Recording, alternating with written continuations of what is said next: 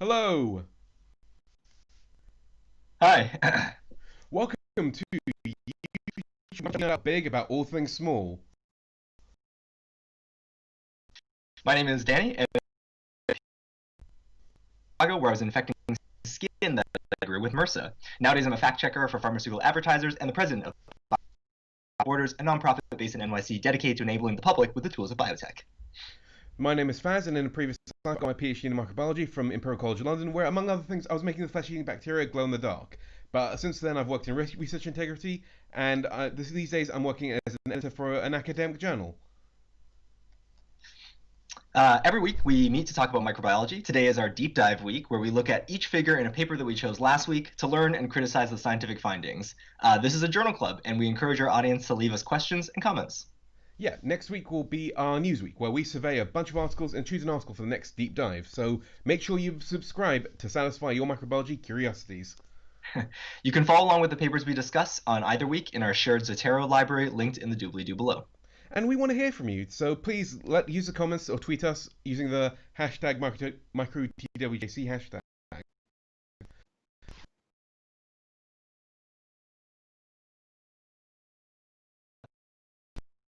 Paper to read. The title is, oh my goodness, Estimated Transmissibility and Severity of Novel SARS-CoV-2 Variant of Concern, 2020-1201 in England.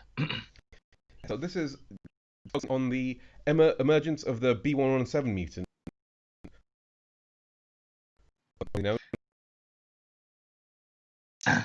but which Yeah, was past news basically episodes. yeah. Is, oh my goodness. Estimated transmissibility and severity of novel SARS-CoV-2. Sorry. Yeah, sorry about that. Okay. Yeah, so this was a paper from very earlier on the outbreak. So it was around 7 days after the strain was first announced. So while Mhm. it might not be the most up to date, I think it's important to look at this because it came from a time when there was a lot less information and where the decisions needed to be made. So how do you make those decisions based on limited information? Absolutely, absolutely.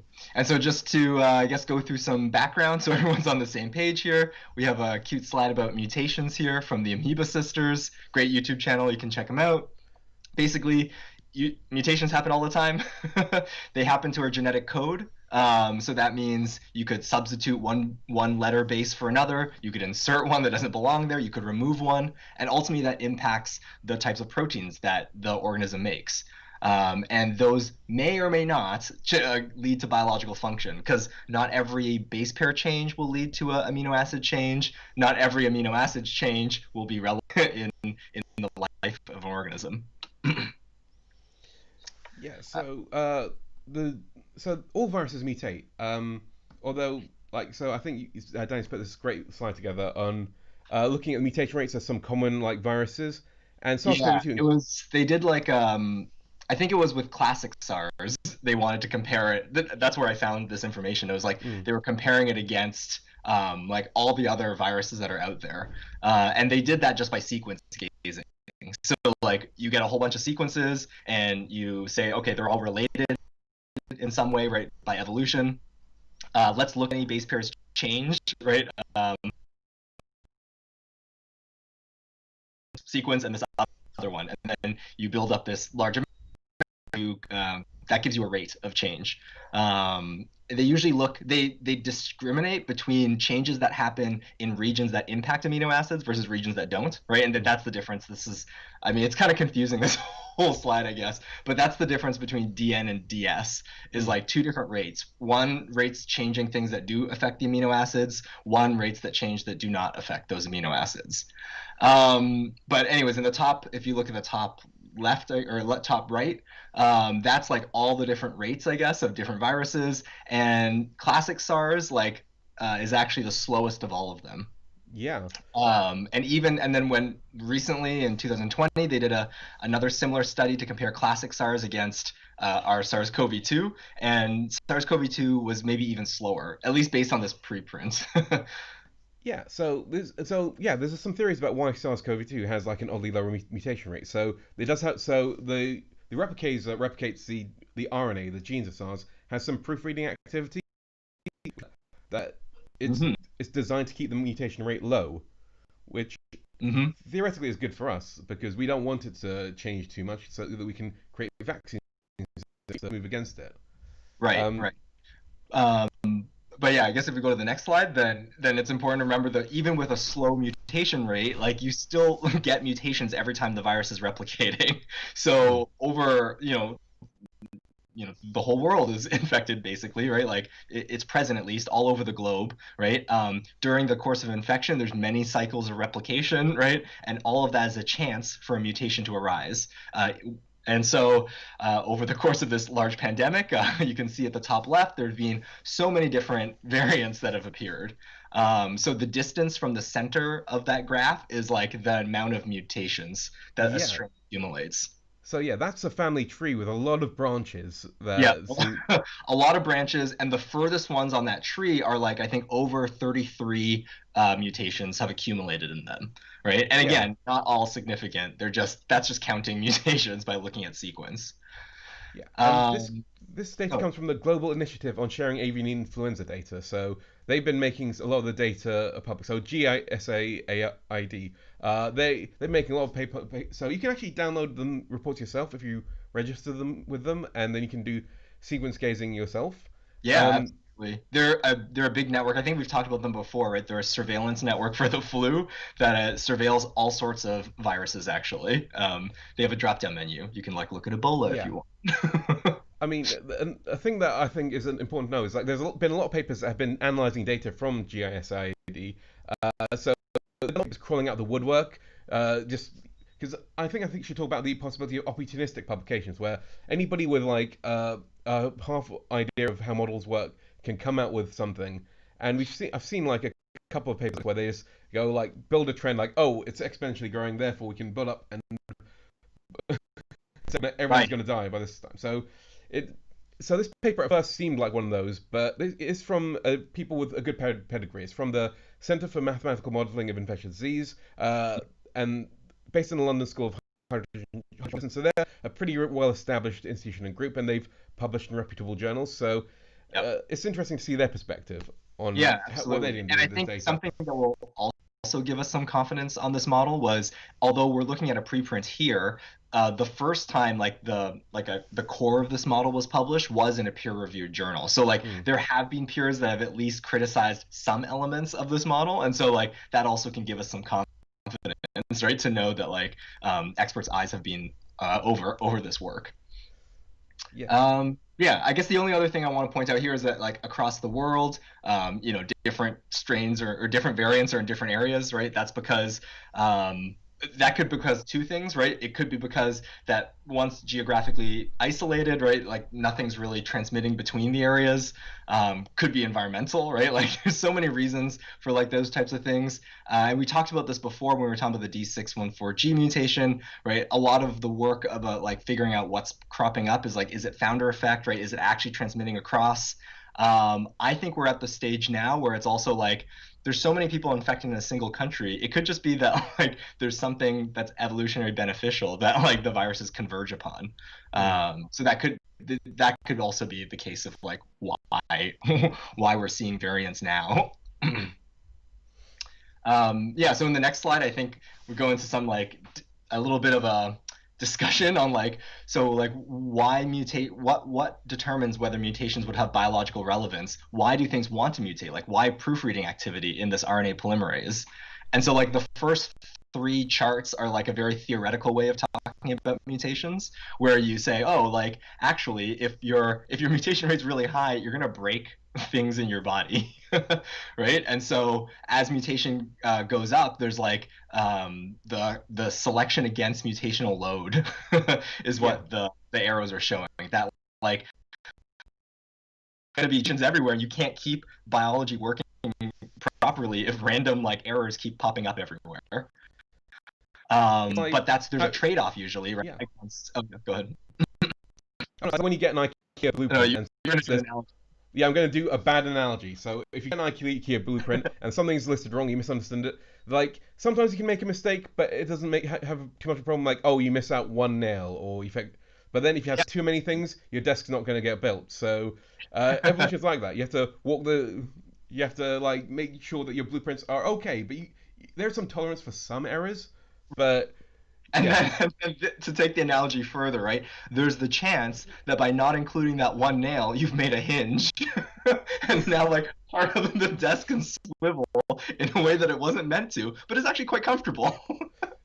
yeah. I mean, it's almost like where some people make something that's a problem to the future. Like, wow, my computer has this Yeah. brilliant cup holder, like that sort of thing.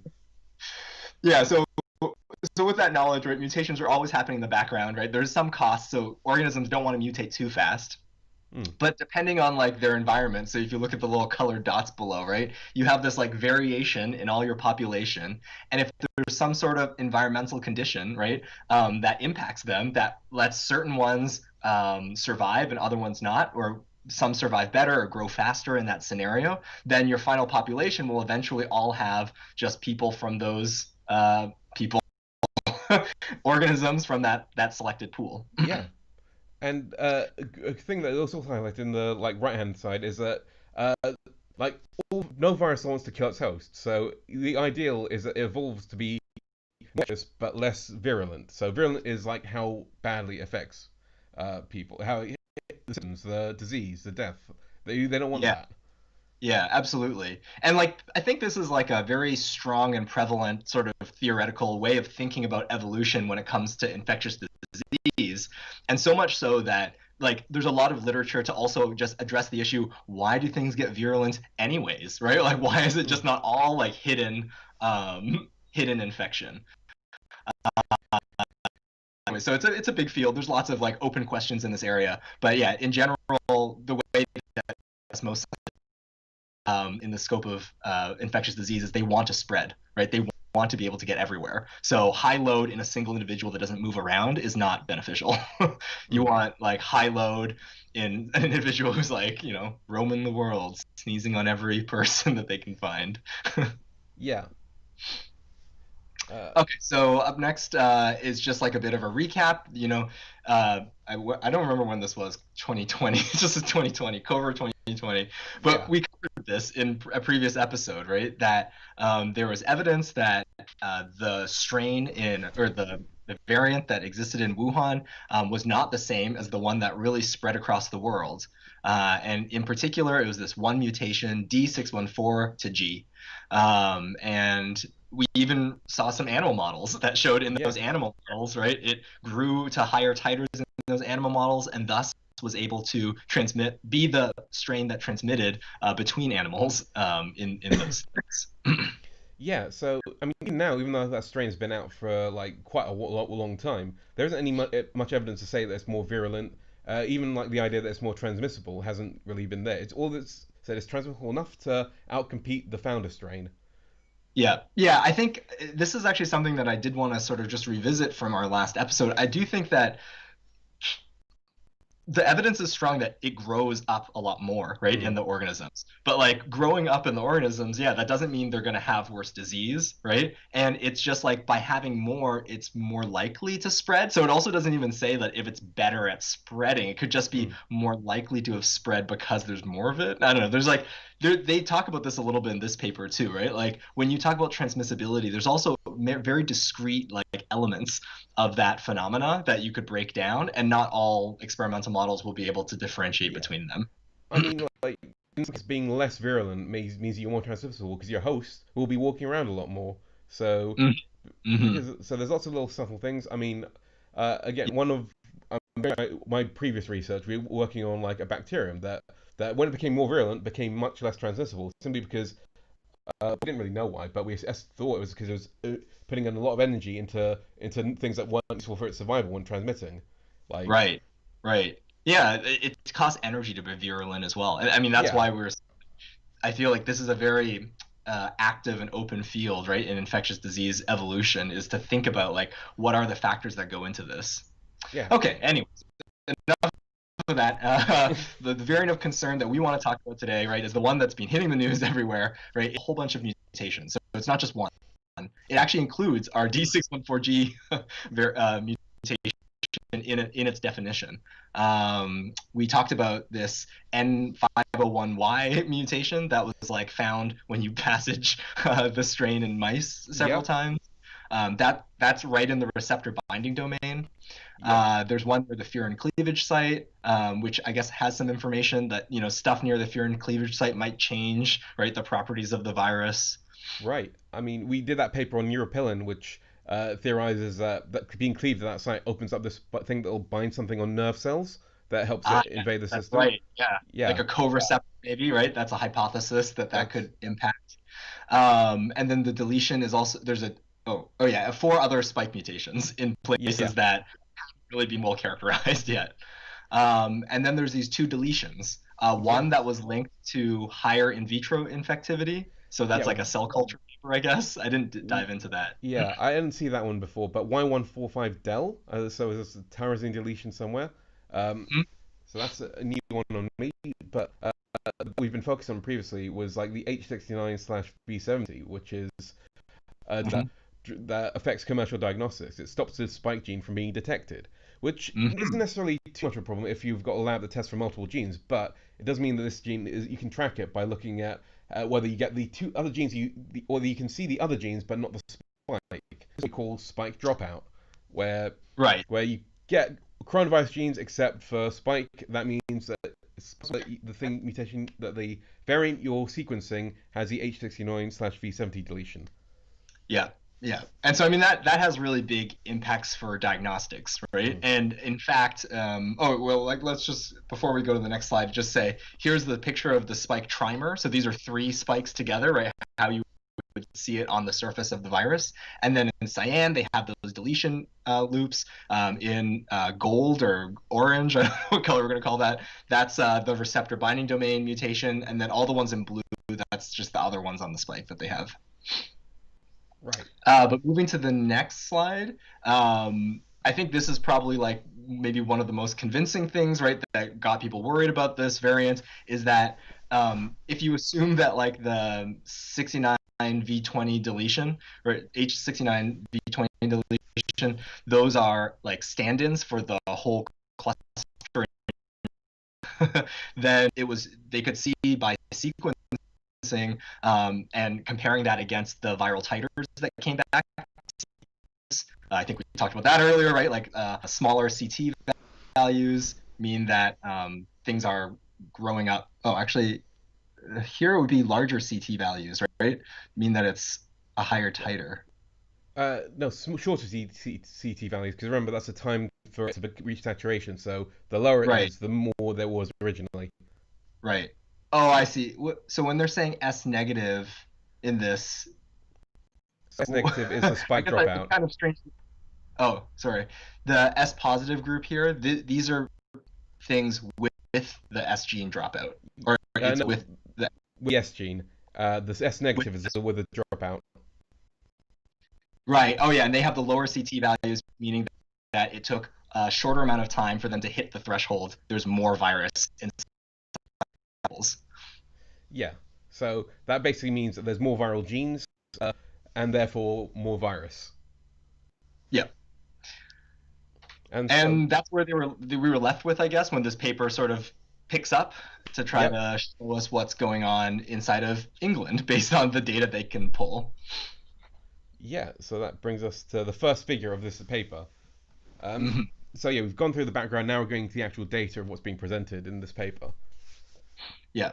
And this is very similar to the chart in the background, right? With the D614G, right? Just Mm. showing like the prevalence, yeah, proportion of the variant versus all the other strains, all the Yeah. other. On the left-hand side, they've got basically a visualization of how this strain took over different parts of the country. So in purple, it's got the east of England, southeast, and London. So these are the areas that would eventually be put into tier 4 lockdown. But during this timescale, they only cover between, I think, up to December 1st, and I think from September. I can't remember. I can't read. Sorry. But yeah, November, yeah, it's like October to December. yeah, October to um, yeah, these are areas that have are currently having the most cases at the moment, and it appears that these are important to show the degree to which this variant has actually taken over in these areas.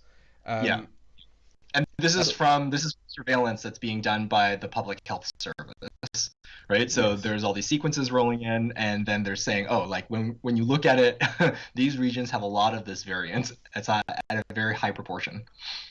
Yeah. I mean, Uh, yeah. Uh, Figure 1b is more classifies the different areas as a dot, the size of the dot as a number of cases, and the bottom axis shows the proportion of S gene dropouts, and towards the right you have more of the new strain, and up and down shows like the R value for that area. So that's the basic reproductive number of like how many, if one person is affected, how likely are they to infect someone else. yeah. So the actual size of the dots are the size, number of cases. So effectively, like if you see like a line going up in a certain direction, that means S gene dropouts tend to correlate, which means on a population scale, it's Hmm. more infectious by the look of Yep. it. Yep. But Absolutely. obviously, you can question the direction of causality here because let's say in an area of low infection rate, you're not any new strain is less likely to get a foothold because it's already got an R value that's quite low. That's the kind of contacts people have, like the amount of like transmission that's going on. That is of human behavior as it is to the virus. Hmm. Hmm.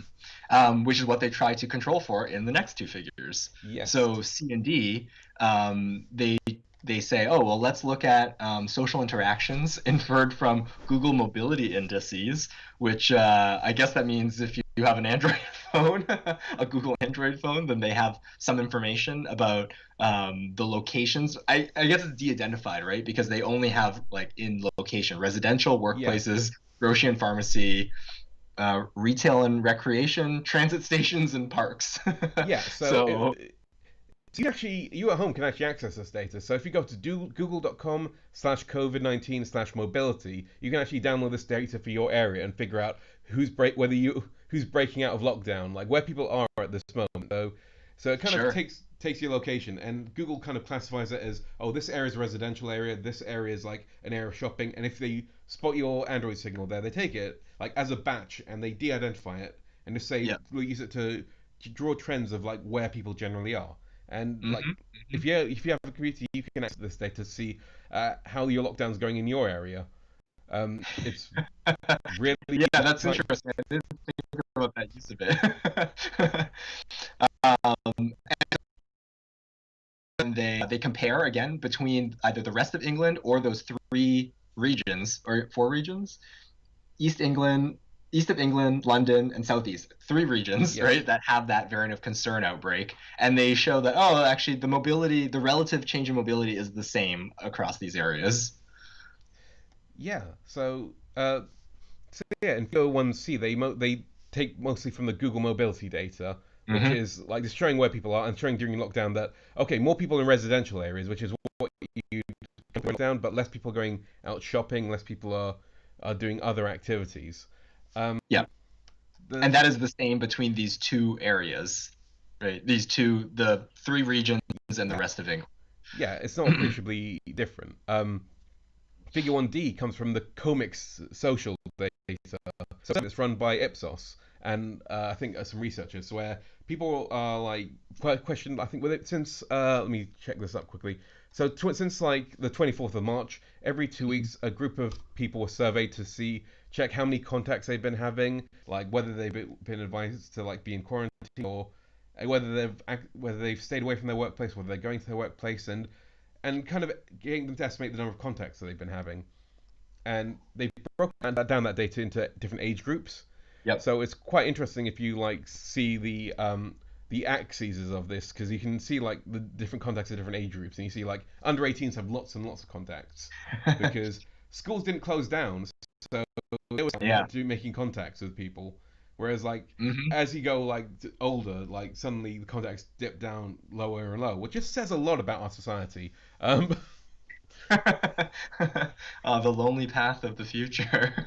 yeah, but yeah, But yeah, so again, no appreciable differences between those areas. And so, right, this is that counter argument that, oh, you saw this difference and you saw this difference in the prevalence of this thing. It could have just because people were moving around more in those areas, right?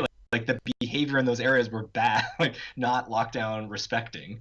But that's not really what we see from this from yeah. C and D. I mean, the purple line is actually should be if we thought that was true, then the purple line should be behind the green line like by Yeah. quite a bit. But actually, it tends to be quite low. So in the purple areas were sticking Mhm. to the lockdown, so Yeah, that leaves things absolutely. open for. So and so in figure 1E, they show that you can calculate the R naught, which is similar reproduction number. They're just different estimates on that Mm, reproduction number, different ways of estimating R naught or RT.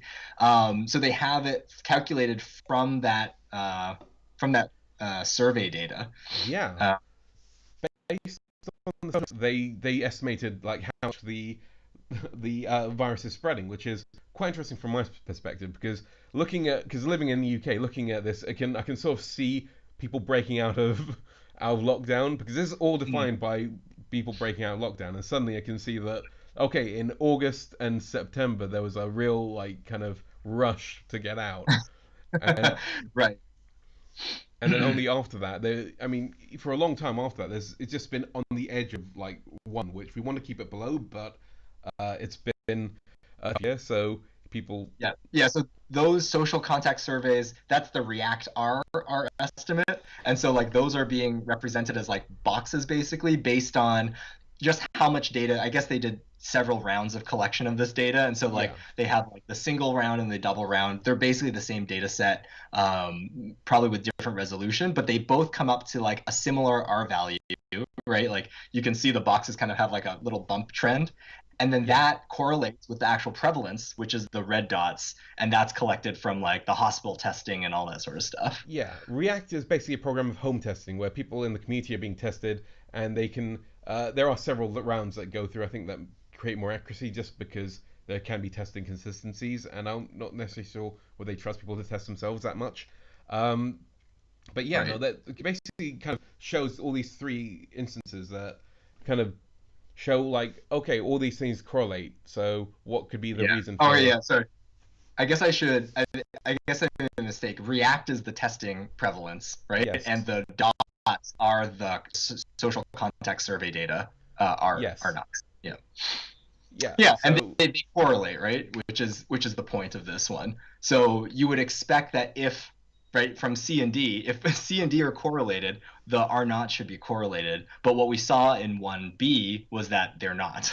yeah, I mean, Yeah. one thing is like I would say that this graph doesn't show what we think as a mathematical correlation, like, not as in because again the way the data is displayed is very hard, so I don't want to like say that it's absolutely correlated because again you can so because again if it was actually like taking out if it's actually taking the precise data, then it shouldn't correlate because we're right in the middle of the it still overlaps with the time where this new strain is arising. Um, Sure. but the point is like at least in the early stages we see that there is some overlap. Um, Yeah, so interesting. Yeah, I see what you're saying. You're sort of saying that because like basically November, October in this graph, October, November, and December not shown, right? Those are the places that overlap already, right, with the phenomena that we're seeing. yeah, Yeah, I mean, but the biggest disconnect happens between November and December based on their data, and that's not shown on this graph so much. yeah, Uh, because I don't like this graph that much because I feel like they could have gotten better like actual data to correlate it with, but mhm. because it seems like the way the React ARP data is presented, like all these boxes, for me as a reader, it makes it quite difficult to see what's going on and understand like what's been I actually happening don't there. really understand. Like, Yeah, I just understand that the boxes are meant to be. I assume that it's their uncertainty about things, right? Is why yeah, they've drawn boxes because like they only have like a time range and an R range. that yeah that makes sense. I feel like that's so. I don't want to dwell on this too long. I just feel like Yeah, I yeah, only yeah. understand like 50% of this figure, Okay, yeah. and I'm trying Let's to blame the figure for back that. to the thing. So all that to say, it seems like something fishy is going on with this variant of concern, Hmm. and so they have a model that they previously used to just like basically simulate the dynamics that you would see in a population. Yeah, so this is a kind of a very simplified model of these infections work. So this would be an example of susceptible, infected, removed model. So these are like the basic epidemiological models for most infectious diseases. So the idea is that you start off with someone who hasn't seen the virus before, and then they encounter it, and then after they've encountered it, they can either recover or die. Either way, they're removed from that population of potentials. So in this model, they've broken it down a little bit more because, as we know, SARS-CoV-2, you can have like you can either have a mild disease or a severe disease that ends up with you going to the clinic, and that's how they. So once you get the coronavirus, like you've got a split point where you can have a subclinical infection that can resolve itself, or a clinical infection, going to hospital, dying, or ending up recovered. So Yep. yeah, this is based. And yeah, so this is the simulation, right? In some ways, this is the like models are this. We kind of know how we think things will work. Let's turn that into some set of maths that govern the scenario. And this is the one that they've actually used previously, right? So the same first author, right? As I said, that this model had already been through peer review in this format, where they tried to look at, I think it was the impact of schools, maybe something like that. They were looking at the impacts of interventions or schools, and they modeled out like the course of infection with the data set that they had using this what would you call it? Susceptible, infected, removed. Susceptible, infected, removed model. Yeah. Yeah, I mean you can see that's the simplest version of it, but you can call it susceptible, exposed, infected, removed. So exposed is where you've been exposed to these, but you're not yet infectious. You can't infect anyone else because the virus is still, or bacteria or fungus is still like multiplying within you, and you can add layers and layers of complexity depending on what you want the model to tell you.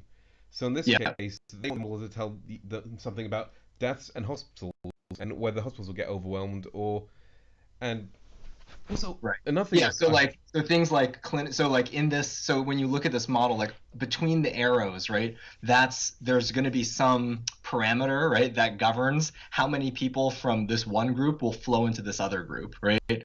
And that's based on how many there are initially, right? And the the probability, basically a probability distribution that tells you like what that transition looks like. Yeah, and you can also try and make predictions on who will end up in which group. So, for instance, if you're over 65, you're more likely to end up in the top group. Whereas if you're, like, say, under 65 and you're in a less susceptible category, you're in the other group. Thus, you can make inferences based on the population and run that through your model to see what will happen in, say, 6 months. What will hospitals look like? What will the population look like? How much will people have like this? How many people have died? That's sort of thing that you Yeah, want to. absolutely. And I think that's what they did originally in their first publication of this, is that they age stratified it, because we have data like the model again is these are just the mathematical relationships, right? But it has to be populated with actual numbers at some point, right? And one way to do that is by looking at the real world, right? When you see real world data, you can say, oh, this many people were exposed, this many people are in the hospitals. You put that data into your model, and then you say, well, then what is the probability, right, that that this group would transition to the next group, right, that this group would become this other group, and that gives you a set of fitted parameters. But we'll talk about that later, I guess. Yeah. So anyways, just to say this slide, just to say that this was something that they did before, right? That this is a model they worked on before, that we have some confidence that it can show us something about the scenario, because it has gone through peer review and people thought that the conclusions that they drew from this model were fair to put out there in the world. Yeah, so this is going to add some more complexity to this model because we're dealing with a new strain as well that we're adding into this mix. And this new strain might have different parameters for its transmissibility, for its, say, was it virulence, and for its survivability. So they have to figure out what this new strain is doing based on the data that we have, which is very minimal. So they try to plug it into this model to figure that out. And in order to do that, the model gets a layer more complex. So what you see throughout this paper is that every time we try to examine a new paper, the model becomes a bit more complex. So each individual step is quite easy to explain, but because there are so many of them, it becomes a lot harder to get everything straight in your head. Yeah, absolutely. Yeah, so essentially they've duplicated, right, the the parameters that they have, and these are now specific for that variant of concern. Yeah. Um, so, and also the actual is that people who've been recovered from one of the strains might not have recovered from the other. So there is that concern that people be reinfected. Like, so how often will we see more in reinfections if we have this? So, uh, yeah, and so they pulled it together, and now we've got the basic maths equation for this two model system. Yeah, I mean, which is like, like this equation is essentially like exactly what you've shown in images, right? Like it's just replace every image with a variable, right, that gets plugged in. Yeah, But you can see too that like things were like exposed in each can go into either the clinical infectious at the top or the subclinical infectious. Those abilities equal one because everyone's going through that process, right? So yeah, whatever course you take through that gauntlet, I guess, of being infected, right? That everyone will eventually get to the end, right, and into that recovery. yeah. So this model has makes a few assumptions. Somebody who gets the infection will become infectious. That's what we're on for Yep, coronavirus. for sure. But there is another stage called latent stage where you like aren't infectious, but we don't know those numbers. Because we don't know those numbers, we can't put those into the model. So we're not really thinking about them at the moment. Hmm. Um, yeah. So Yeah, and let's just and see, there do are we? a lot of parameters we put into this. Well, not we put. Sorry, the researchers put this into this. A lot of parameters we had to read for this paper. Um, but yeah, the researchers did a lot of work to gather data and to clean up to be able to put into the model. Uh, Hmm. and I've done my best to represent where bits of data go in this model. Uh, so they plug into different areas. So things like what proportion of people will be into which group. Uh, but Hmm. I mean, obviously, this is a very busy slide, so I don't expect our viewers to take all of it in. The point is that each of those parameters slot into a point that you can That's kind of right. theorize and use to almost predict what the ideal infection outbreak would look like in this. What Yeah, does? that's right. And these are fitted parameters, right? So Mm, as I said before, like when the model exists, like in some planet when they plan it out and they code it into the computer, right? Like that model exists without any data in it, mm, right? And so like all the numbers that you're putting in, like they could either be assumptions that you've chosen to put in because like, oh, you read in the literature that the R value is this, right? So let's assume that and put it in the model. Or they can be a fitted parameter, right? Where you code the before and after states, right, of it, and you're asking the computer to figure out so what's the relationship that that would result in this before state turning into this after state, right? And then that becomes a fitted parameter. And so and models, yeah, and so like this is like the power of computers, I guess, right? Is because like you throw them this mathematical construct, right, of the relationships between everything. You fill in some of the numbers, and then you ask the computer, okay, so now tell us the numbers that need to be set here to in order to make this a reality.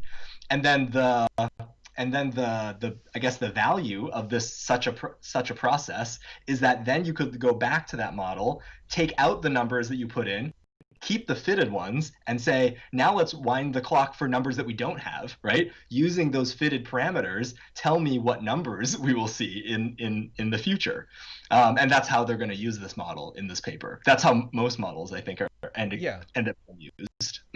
So this is almost Yeah. like the So paper where they explain how the model think, because for some of the paper they will be finding out what the model thinks about how the outbreak will turn out, and these parameters will show like what information we're giving to the model and how it's going to take that data into the results.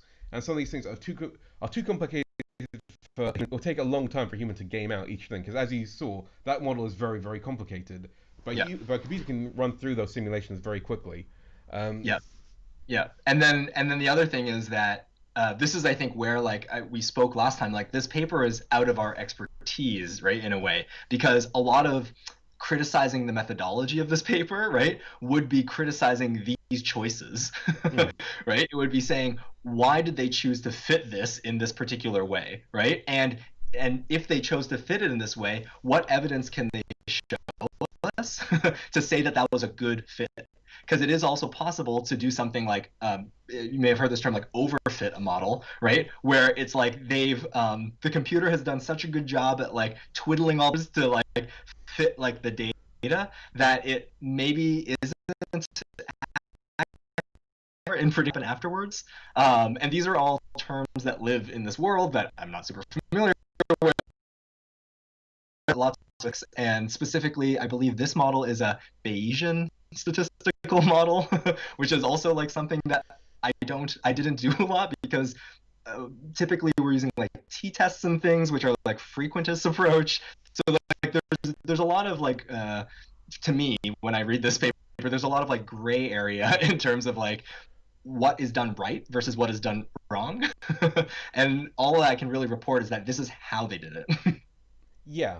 Um, So yeah, the Bayesian approach is slightly different. Is quite different from the frequentist approach, and you'll see people arguing over different applications of it. But the truth is that they have their own different things, and I think the modeling, the Bayesian approach is much more flexible and much more like it produces things like information criteria. So it doesn't give you right or wrong answers. It gives you an idea of like how representative the model is and updating your kind of priors. So what you think the idea of how you so I don't. Again, I'm not an expert on Bayesian theory as well. I'm more of someone who's read a couple of books on Bayesians, but never understood a single one. That's And like I think that a lot of experimentalists don't really use it in our statistical when we're looking at our experiments, right, to try to figure something out. We're not really using Bayesian statistics. We don't have priors when we do ours. I mean, We just look at the numbers as they fall out and then we apply a test. yeah. I mean, well, not yet. I feel like that's going to be that might change at some point, depending on whether you can get someone who can explain Bayesian statistics to biologists, and then it might change completely. So Yeah, and have the adoption of those statistical tools, right? I think that's yeah, the other part of it. Yeah, and that was just not the training that I received. yeah, because a lot of biology is maths being taught by biologists, and biology it does it's a very different skill set to mathematics in many Yeah. cases. So they so knowledge takes some time to filter out, Yep. and Yep. so it's something that Yeah. I'm enthusiastically trying to learn, but not necessarily. I wouldn't call myself a master at all.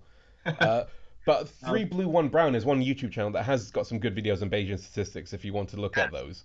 yeah. Um, Yes. Okay, so so all this model, right? They have a bunch of the fitted parameters that apply to the classic SARS-CoV-2. yeah. Gosh, I don't want to say So classic SARS-CoV-2. That's confusing So I'm because going to there's go with founder SARS-CoV-2 or the G614 SARS-CoV-2. Um, but we are going to keep making these errors. I because I've called it a strain a couple of times when it's actually a variant. very yeah. Um, but yeah, so this parameters shown here mostly focus on the timings of certain events and proportions, but there's quite a lot of parameters based on the actual infection contact event. So this is where they pull in their Google data, their like community contacts, and estimate how many contacts happen at different parts of the outbreak. I didn't mention, but last time in the ICU, they also looked at like mortality based at the beginning of the outbreak, where we didn't know how to treat COVID very well, towards the end, where we've now more experience, and so we can kind of Yeah. build that into our model, so we can figure Yes. out so the researchers could figure out what that was happening in that what kind of how the model will think about how mortality will work. Yeah. And Uh, I think the fact like just what you said there is like good evidence to like how the schematic of of the model is not the reality of this model, mm, right? The schematic is just like an overview of how it like generally works. But actually they broke up, right, the course of infection into like these historical periods where they had different pieces of data that they can slot in, right? And then ask the model to output, right, those fitted parameters for that. yeah, Um, and yeah, then in table S1, you can see that for the variant of concern, they actually don't really know how to fit these mm, parameters. And I think this is, again, when we were saying this Bayesian statistics, mm, one of the nice things about this statistical field is it allows you to just like constrain, constrain what you think the distribution will look like of the parameter, and never actually say what it is. And they yeah. call that's the prior things, right? Vague Like, priors they have. So yeah, because yeah, they think of it. So it's because yeah, I watched like been watching a bunch of Bayesian statistics videos in advance of this, and I still don't quite understand because again, my brain doesn't work properly, and when things yeah, thinking about priors and how they what and updating the priors, which is a really interesting idea, but not something I'm overly familiar with. yeah. But I Well, would, yeah, you can see the way that I thought about it is very simple, just that like, right, for all these values, these parameters, right? You know that it exists somewhere in the world, right? Like Mm. this parameter is something that describes a relationship, right, between two pools of things. And that particular number falls in a statistical distribution. Yeah. Falls somewhere in there. And so that's all it is, right? They just say, "Oh, that's all that's defined in the maths, right? That's all they know. They just know that this relationship exists and it must fall within this range. And they can run their model to guess parameters and guess numbers just using that information. Yeah. So I mean, they've taken as much as they can from the literature, but so the next slide, they have a bunch of other statistics. Again, we don't have time to go through all of them, but the main paper is linked in the comments if you want to take a look for yourself. But Yes, table S2, two is no longer fitted, right? So all of that stuff was stuff they had to fiddle in the model to get from the numbers that exist already in the world. Mobility data, number of people who are infected, and so forth. That's how you get to the fitted numbers. There are also other numbers that they don't bother with that. They just look at the literature and they pull those numbers straight in, right? And that's yeah, what SU is giving us. right, okay, yeah, Right, so like there are two sets of things that go into making a model, or right, like you have all the stuff that you know, and then you have stuff that like through the relationships that you've set up you can try to guess. So the fitted stuff is kind of the guesses, and then these are another type of guess that's like external from the model itself, just brought in. Okay, anyways, it all goes into that big computer object, right? yep, And then as I said, that then now you can remove the numbers that you put in, right? Once you've set all the parameters, you can remove the numbers and then you can ask, right? Let's just let it run. Given this much time, right, with these numbers set up the way they are, right? What do you see, right, into the future? And you can even play with the parameters. And so that's what they do. They say, okay, well, we have the data of what happened during this time, this November to December time, right? hmm Let's see, right? Like let's change our model in a way that we think might fit that fits a hypothesis that we have as to why the data may look different, right? And not previously captured by the way the model was before. And so they try four hypotheses, and the first one is the one that works. And then they show yeah, us the ones that also don't work.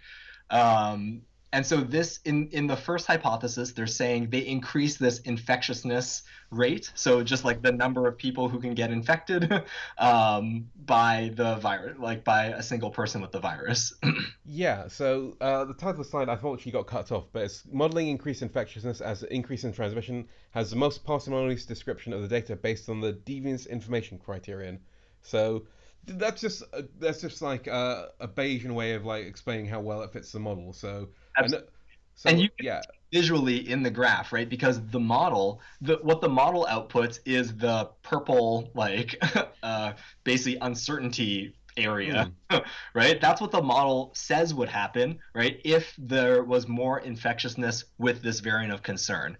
And then the black lines are the data that does exist, right? That we have, right? These are the cases that we're seeing. And it matches up. I mean, they use the DI yeah, really to give us the to give us the evidence that it matches up, and that is a mathematical way of comparing these two pieces of information. yeah. So they're comparing the east of England, London, and the southeast. So these are the most affected areas by the strain, and they model that. Okay, well, what if this strain is more infectious? And they find that. I mean, thing is like the black lines are the real data, but the thing is they should probably be represented as dots rather than black lines because there isn't much necessarily that certainty that all the testing is accurate. For sure, So for sure. but yeah, And, basically the and midline of the purple line should be within around the say covered by the black line. Exactly, exactly, Yeah, exactly. And you can see that the model is even extending into the future here, right? Because like yeah, we only have data up till December, but when they run their model, it's just a simulation, right? So it's a simulation of all these events happening, and then you can just let it run and see what happens at the end. Um, and you'll see that is part of like they're arguing that their model is good from this standpoint, and then they'll say, okay, if it's good at this standpoint, then maybe we should pay attention to what it projects, right? That's sort of the argument that they're trying to make here. And the other thing that I want to say though is let's remember again this DIC thing, right? Because I mm, think it's important to know that that's assessing how well this model fits the data. But if you remember, the data that they used in the model was the same data to make the fitted parameters. Yes. Like, there's a little bit of a tautology here, and this is, I think, what you would call overfitting. And I think that that's just a feature of the way the test that they chose to compare the two things together. Maybe there's another way to do it. I'm not really sure. Again, not my area, but I will say that there is an element of like an overfit here because the same data that they use to make the fitted parameters are the same data that they then assess the model for afterwards. Yeah, so they should work like as a baseline. Um, Yeah. so, but the thing is, they have They the had to fit. modify a parameter, right? Because there's the parameters we don't know. We don't know anything about the variant of concern, transmission rate, any of that stuff. That's all kind of up in the air a little bit. And like Yeah, some ways, it's nice to see that they can account for those differences. They can account for those differences just by building in kind of a simple description, right, inside of the model to say that, oh, maybe this variant is more infectious.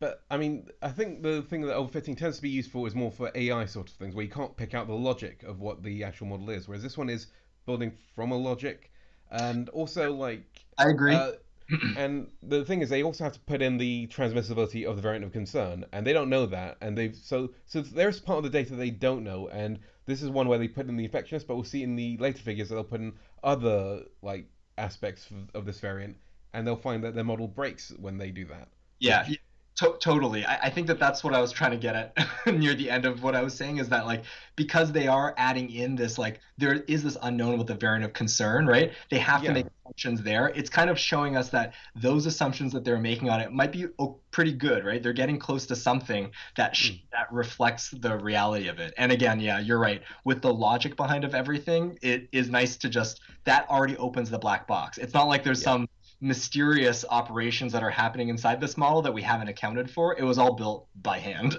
Yeah, I mean, the key thing of overfitting is when you see a perfect line and an equation and no logic by why that equation relates to the data. Hmm. So, where I mean, in undergrad, I'd like do a graph and it'd be like, okay, it's either a sigmoid curve or it's a like an tertiary kind of cubic spline or like some, and it would fit the data, but it wouldn't describe the underlying causes. Whereas if you have something that already describes the underlying cause, then it isn't necessarily surprising when it's fitting to the data. So, um, but yeah, I do take there is a definite concern about overfitting, about that tautology. That's always a concern that we always that experimentalists we look at this and we have that in our mind because we don't necessarily know the subtleties of how these models work. Yes, yes. And I think by using the model in different ways, and again, I think there are other ways to validate it as well. And I just don't know enough to say like that they did it well in this circumstance, right? Like I don't think I have the vocabulary. Yeah, It was I'm good. periodically checking the comments to see whether someone's calling us an idiot and giving us the right answer. So, but but unfortunately, not yet. But I mean, we have a Twitter that you can look at. Um, so Okay, the so they do a bunch of other hypotheses. yes, So they so also add in if the previously infected individuals are more susceptible, right, to reinfection by the variant of concern.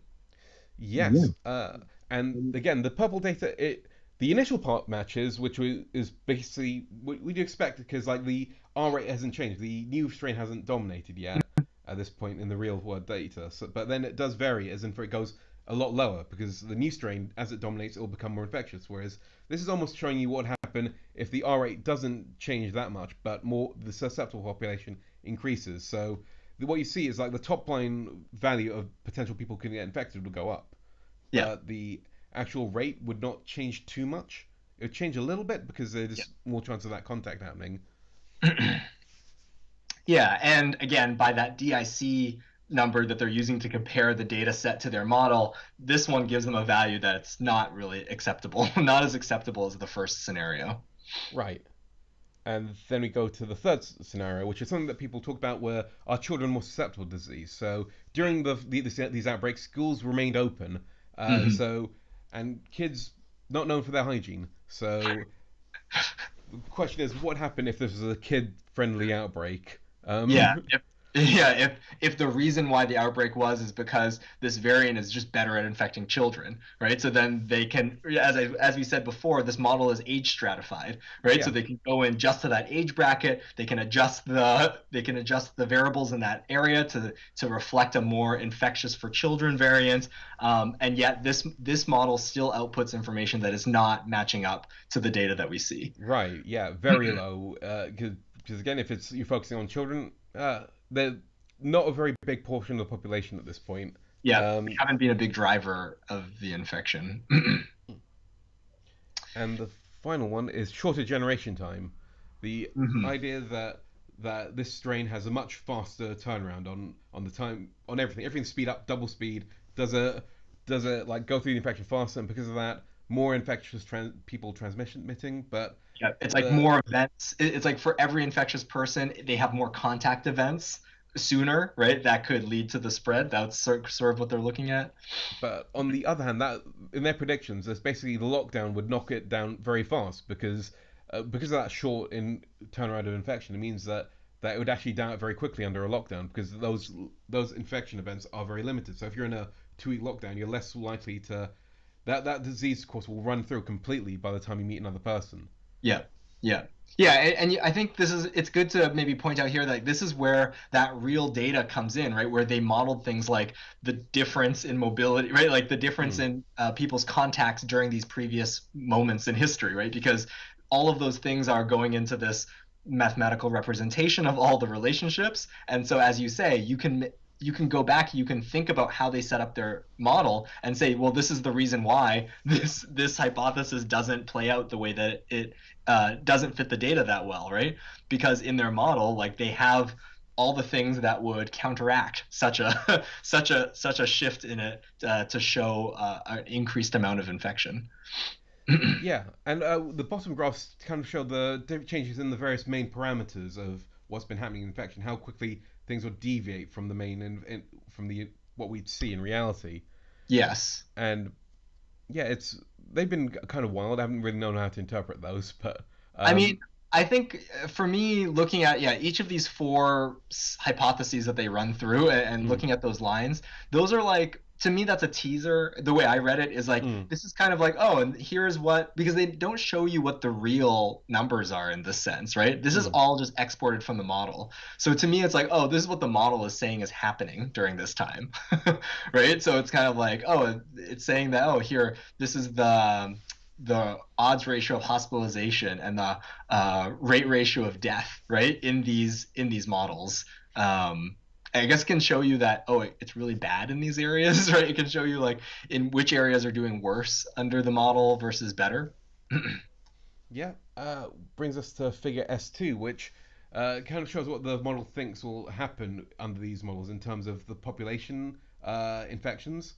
So the most Yeah, and stratified by age, right? yes, Because all the models are age stratified, and they all combine, right? In at least in Figure 2, here they can go in and they can split up the age, and they can see, oh, is there any specific effects in age that we're seeing? And you don't see any, except of course in C, but that's like they put that in the model. yeah.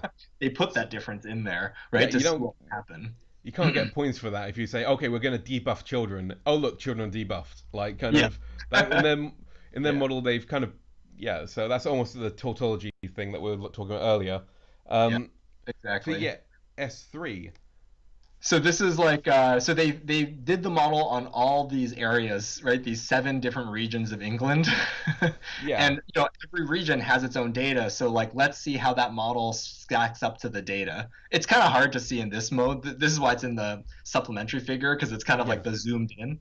But really we're very concerned about the three regions. So if we go to the next slide, we're zooming in on just those three regions that have the effect from the variant of concern. And again, the black line is the real data, and yeah, the model is coming out in the color. yeah. Um, So I'm calling this the data where you can see where this model can predict what we already know, which exactly, is an exactly, important test for any model. Um, exactly.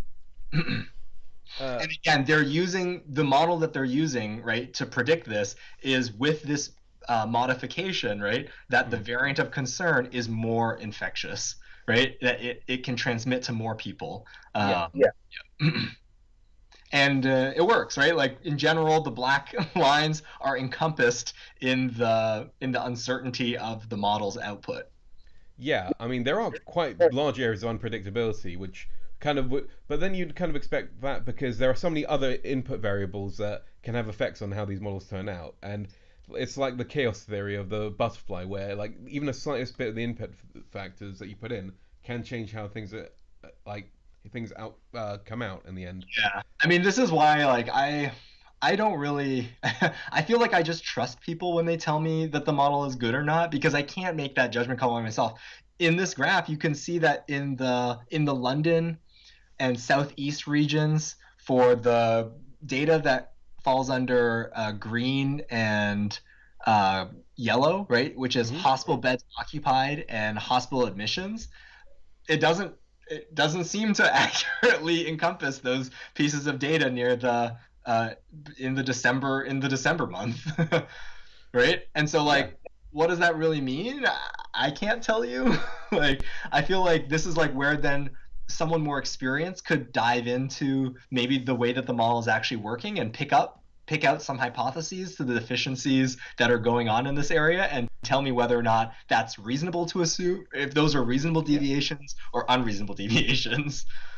Yeah, I mean, we've basically got the information criteria to tell us like whether the degree of deviations, but whether like because deviations in specific areas of the data could indicate that the model isn't seeing something that we are seeing. Like there could Exactly. be something else that's happening. The model is almost a theoretical way of gaming out what how this outbreak will turn out, and That's so it's right. not going to be perfect, but it can still tell us a lot about how things are working and how Yeah. things are changing in the outbreak. Yeah. Yeah. I mean, I guess that's one of the benefits of the model, right? Like, because it's forced us to be so structured in the way that we talk about all the relationships, then we can go in here. And I think they even say this, right? It drives new hypotheses because you go in there and you're like, okay, but this doesn't add up potentially correctly, right? Like, let's make a hypothesis on why that could be. Let's move that into our model and then test it again, right? And like, Yeah. this is how you can kind of iterate through like a thought process on describing the dynamics of what's going on.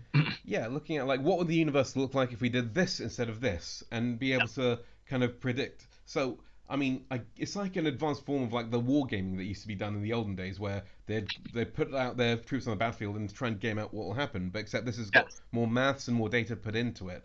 Yes. So this Actually, is I think that's a really great like thing. It's like it's very much like that, and they choose this like statistical distribution to represent right each moment of contact in that war game. Yeah. yeah.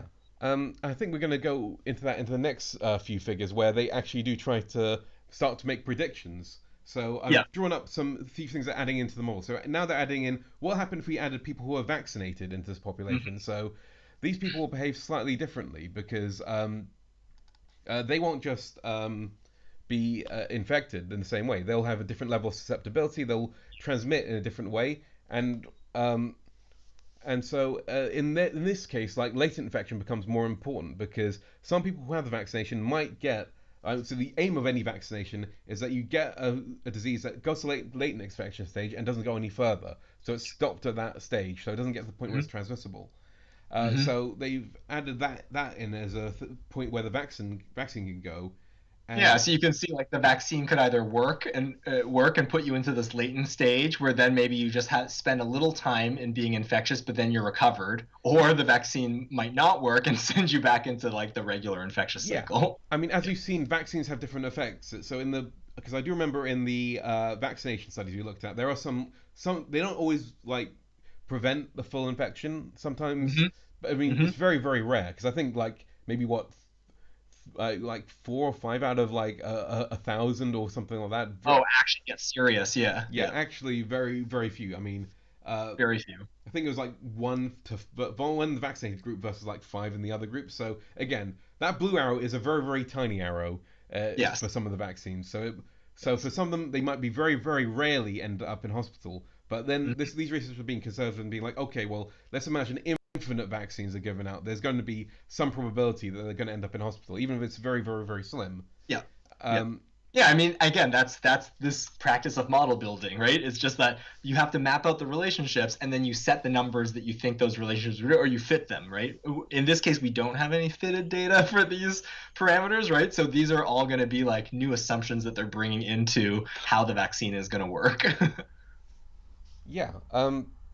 but So based on now, clinical trial data, right? Like based on efficacy data that they might have, mm, right? Yeah. yeah, and so now they can plug this into their much bigger model where, uh, where they've got the new strain and now it's starting to look really complicated. So I'm Yeah. going to go back to the equations where they how they present it in Figure S1 in the paper, which is marginally less like I mean, I guess it's cleaner because they have nice straight lines, but more confusing because like all the letters are like very abstract for uh, people. I think it is a bit less of like it is less eye bleedy than what I drew, and I think using the different colors you can pick out a lot easier how the different parts are. It just takes you a bit of time to Yeah, look through it and absolutely. interpret You can still everything. see the same groups, or they're the latent groups for both in the variant and in the not variant. You can see that there's a back and forth right between the vaccines, and I think they set like very low right in terms of going back from the vaccine. They set the time period so it wasn't going to be significant. Everyone who gets vaccinated is going to be protected. That's one of the big assumptions they have in this model. The vaccines will have 90% or better efficacy, and that's another thing that we don't necessarily have full confirmation of. I mean, for all the vaccines, we don't know yet. Yeah. Um, but again, this is working on incomplete information, so Yeah, the best guess based on the information that we have. yeah. So then figure four, they're gonna run this new vaccine, or sorry, not the vaccine model. They just want to take. This is just really looking into the future, right? Sort Yeah, of thing. But they're gonna change the parameters based on different restriction strategies that they could use, yeah. right? Tiers 1 to 3, tiers 4, schools open, or tier 4, schools closed. Yeah, so tiers 1 to 3 have like some essential services open, and then tier 4 has most of them closed except for maybe schools and universities, which are counted as like essential work. And then tier 4 schools closed, which is where we are now at the moment. Um, And so I so, think that what that ends up, so if we think about how that relates to the model, those things are they're basically tweaking like the mobility indices, right, yeah, of these different periods. They're saying that like let's say from January onwards, we change the mobility data, right, to reflect what we experienced in tiers 1 and 3 previously, or change the mobility indices, right, to reflect what we would see at tier 4. And then they just let the model run and give us the numbers. How many people are we going to see? How many deaths are we going to see? How many admissions, hospital admissions? How many hospital beds are going to be used? How many ICU beds are going to be used? yeah. I mean, all the runs of small things sees that the R will rebound up during or immediately after a lockdown. They they tend to say that like tier 4 with schools closed it is like the best. Yeah, Um, and they marginally were better, I guess, than with schools open. yeah. Actually, yeah, it's Uh, marginally better in some regions. It's like much better in like east of England, is what it looks like. Yeah, and there is a lot of uncertainty because there are some regions that haven't had the new strain in, so there's a lot of variability in those regions. So there's Yeah, a lot of like, right? Yeah, and B, they basically can't really tell you too much about what's going to happen because they don't have the data about how many people are infected with that variant. yeah, they don't. The initial conditions are still very much up for grabs there. They don't know whether they well, because if they bring it under control, then it could be very. If they bring it under control very quickly, then it's not. This is another like kind of issue when you're doing these models is that human behavior doesn't average very easily. There's super spreader events. There are all these. You can't really account for like one person just suddenly running out and going to a concert hall and infecting a bunch of people. You don't Yeah. necessarily. So it's very hard. Again, like there's like that issue of like human behavior. There's a lot of complexity there, and Mhm. it's impossible to create a perfect model. So the best we can do is create a model that can give us general ideas of Mhm. how things will happen. But from this figure 4 projection, it's not looking good, right? Like, No. uh, yeah, these at least if we're just working by impacting people's mobility, the model is showing us that this strain with increased transmissibility is going to cause a spike in cases Yeah. and hospitals and deaths and so forth. So they then apply another right, another piece using their vaccination model, right? Yeah. They say, okay, well, let's put that vaccine model in, and let's say we'll keep it as if it was tier four schools closed, right? But we're also going to add in how many people get vaccinated over a certain time period, right? So then they have 200K immunized per week or 2 million immunized per week.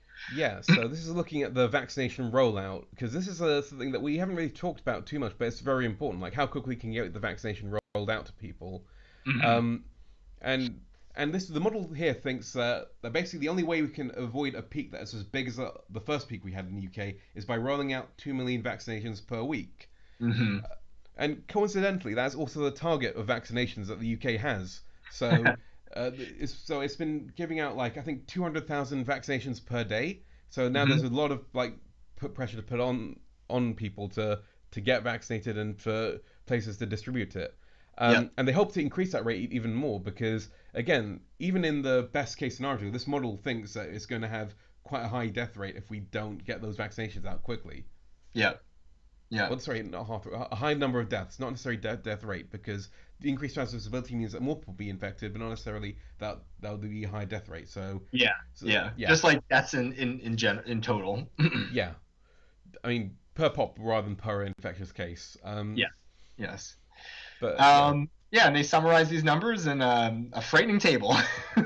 yes, the frightening table of frighteningness. But Um, again, I think you can I think as you said, like it's interesting to see this paper to have read this paper now, right? Where it's like in some ways the policy has already gone into action, right? Like yeah, I do really feel after reading this paper like it was one of those things where it's like the scientists who saw this model were very concerned and wrote their paper, their preprint accordingly to try to influence policymakers that would see it, right, in order to take a more aggressive approach in order to deal with it. And that, again, is sort of predicated on the assumption that this variant is more infectious, but also that this more infectious variant is the best way to explain the cases that they've seen in the past month. mm.